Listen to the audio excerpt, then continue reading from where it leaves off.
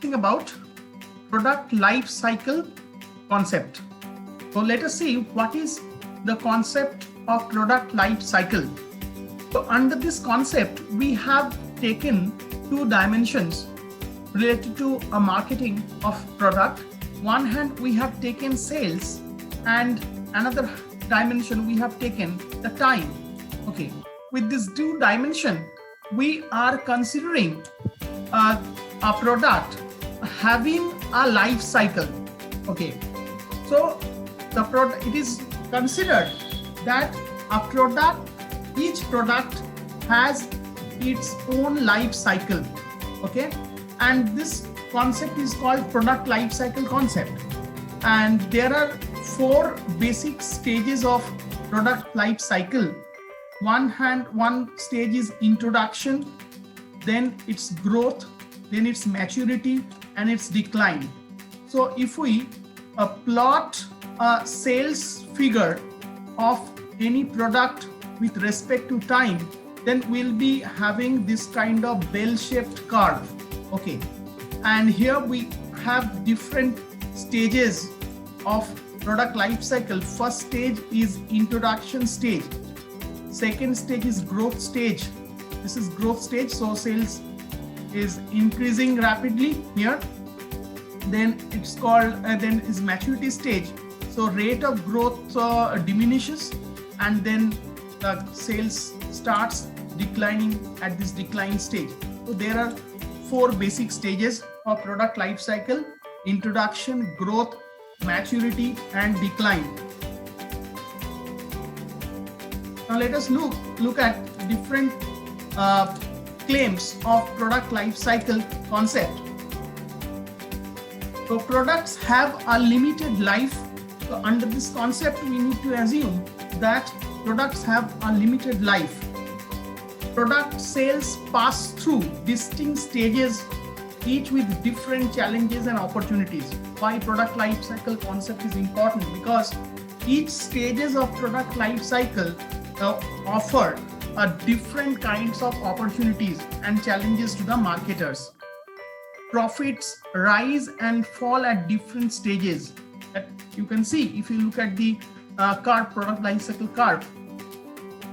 Products require different strategies in each life cycle stage. This is very, very important, since product is having offering different opportunities and challenges. So as a result, we need to adjust our strategies with the different stages of product life cycle, and that will be called product life cycle strategies.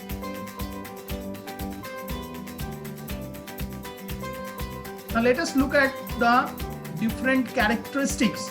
We have to understand the different distinctive characteristics of product at different stages of product life cycle.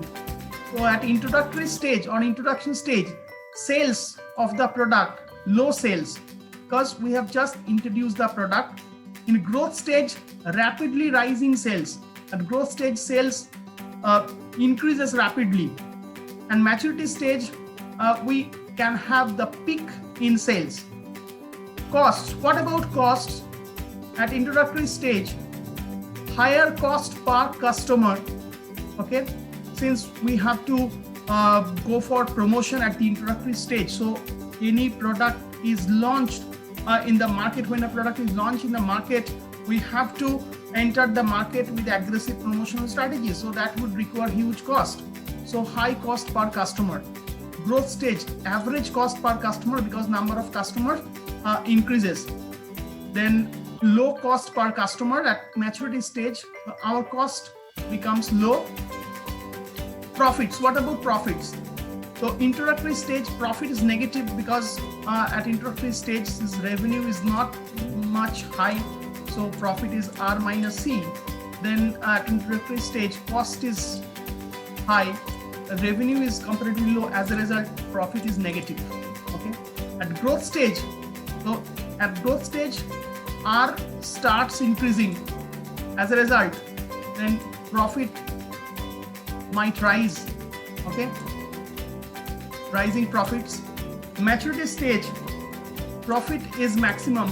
or higher profit, high profit, cannot say maximum, but higher profit, high profits at maturity stage because of low cost.